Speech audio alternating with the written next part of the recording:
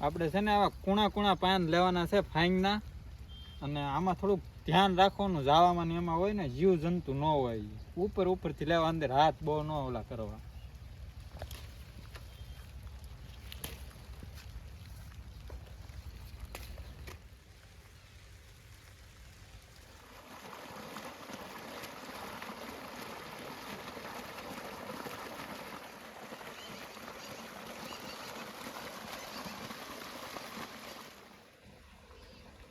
ફાંગના પાંદડા.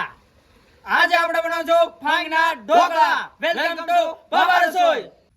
હવે આપણે પાંદડાની જે રગુ હોય કાઢી નાખશું, ગઢી હોય એ.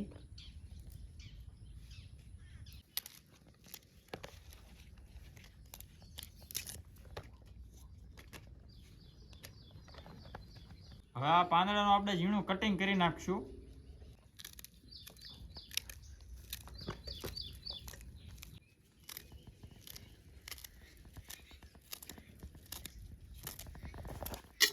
કટિંગ કરેલા પાન.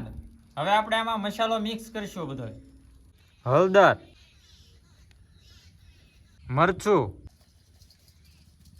સ્વાદ અનુસાર મીઠું, ખાવાનો સોડા, થોડુંક સ્વાદ માટે લીંબુ, થોડુંક પાણી એડ કરીશું આપણે. હવે આપણે બધું આ મિક્સ કરી નાખશું, મસાલો નાખ્યો નહીં.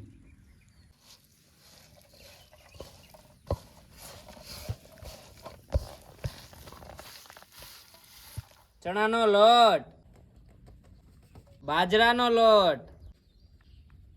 હવે આપણે થોડું થોડું પાણી નાખતા જઈશું અને મિક્સ કરતા જઈશું.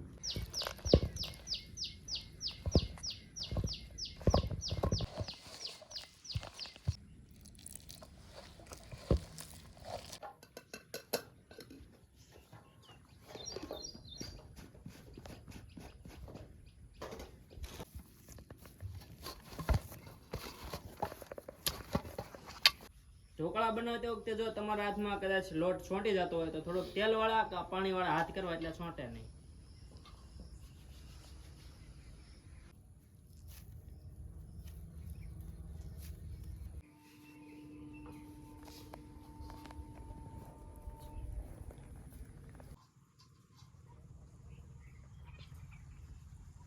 ઢોકળા બની ગયેલા, તૈયાર છે. હવે આપણે ઢોકળા તૈયાર થઈ ગયા છે. હવે આપણે આને બાફવા મૂકી દઈશું.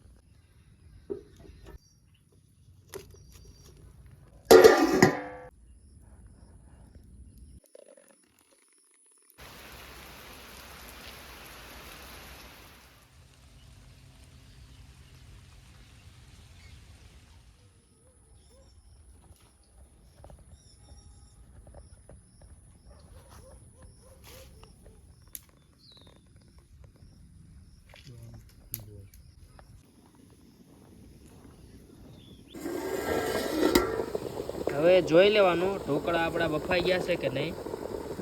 આંગળી કરીને ચેક કરી લેવાનું. જો આંગળીમાં છોંટે તો સમજી લેવાનું કે જે બફાણા નથી. ના છોંટે તો બફાઈ ગયેલા, તૈયાર. ઢોકળા બફાઈને તૈયાર થઈ ગયા છે.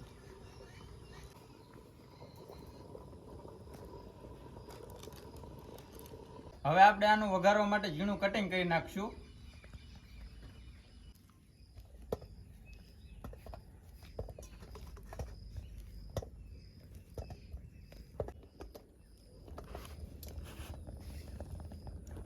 આને તમારે વઘારવા ન હોય તો આમના મોળા બાફેલા પણ ખાઈ શકો.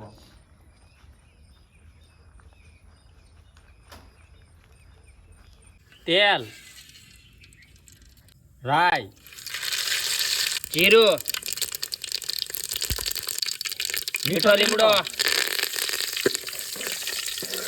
મરચું, કટિંગ કરેલા ઢોકળા.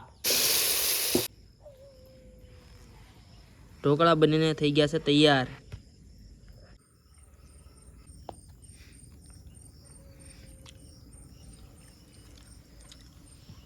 કેવા બન્યા છે ભાઈ?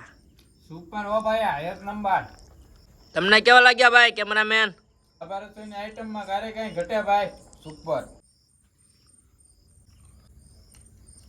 સુપર ઢોકળા બન્યા છે ભાઈ. એકવાર આવો બાબા રસોઈમાં ખાવા. એકવાર આવો. જોરદાર આઈટમ. ભાંગના ઢોકળા સુપર